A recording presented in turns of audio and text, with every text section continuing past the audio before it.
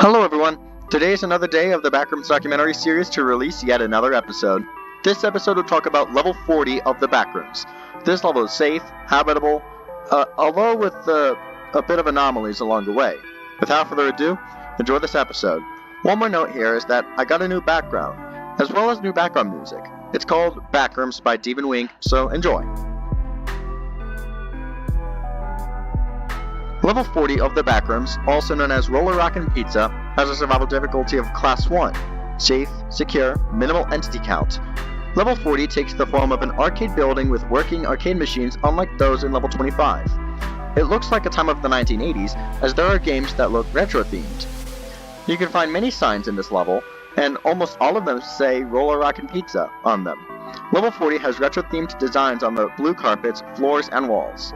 Vending machines can be found in level 40, but they only contain food and drinks and not almond water. The food from the vending machines are good quality and they're safe to consume.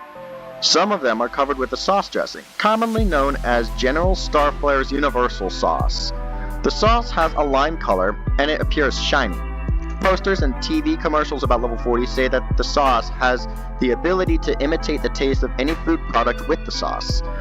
There have been reports that the people who have consumed food with the sauce claim that they're space cadets in something called General Starflare's Space Corps. Groups are trying to study this sauce, and it is highly unadvised to eat it. Most of the vending machines and arcade machines around level 40 have a piece of paper on them that say out of order. There are many weird commercials in level 40, along with many TV stations. 3 of them have been studied, but there are many more. The rest were reported to be unintelligible or corrupted. This does not go for level 40, but this has happened in other various levels across the Backrooms.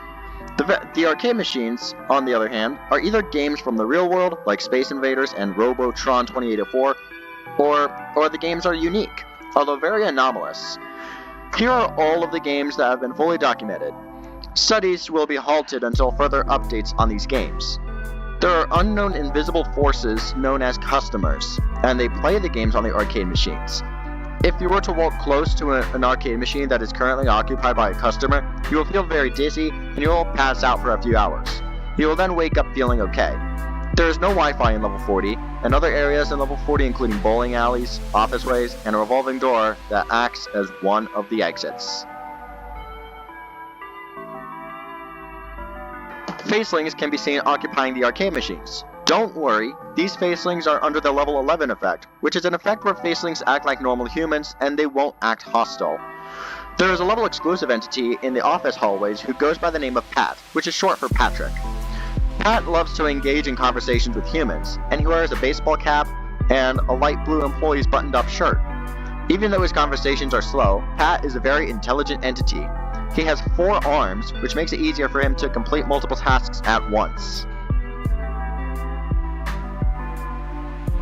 There are 3 bases here. The first base is known as BNTG Level 40 Resource Outpost. This outpost harvests arcade machine parts in level 40, and it has around 20 members. They are located near the exit to level 1 to easily send their resources to their areas known as Trader's Vaults. The second outpost is known as the Scramblers. This outpost used to raid the BNTG in level 40, and they're very hostile. Even though only 5 people are in this group, they will rob anyone that isn't in their group and try to get resources.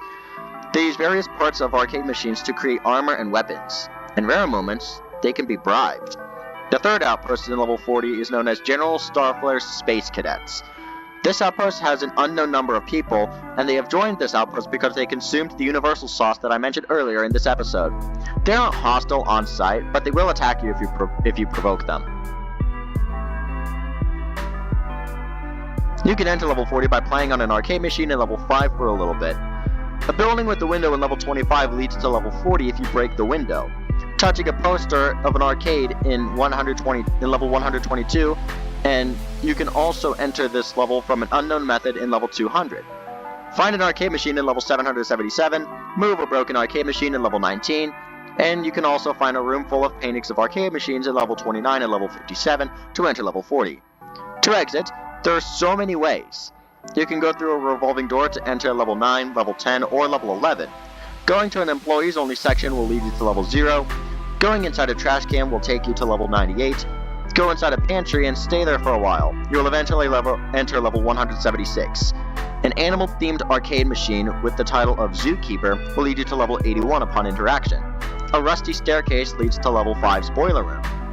You can find a VHS tape labeled Mach Plus, and using computers to launch the program called Aesthetic in the break room will take you to level 201. Rusty metal doors lead to level 1. An arcade machine with dirt roads and mountains and lakes will lead to level 302 upon interaction.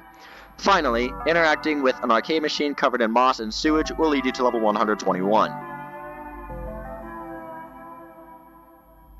In summary, level 40 is an 80s themed arcade with anomalous games in various areas.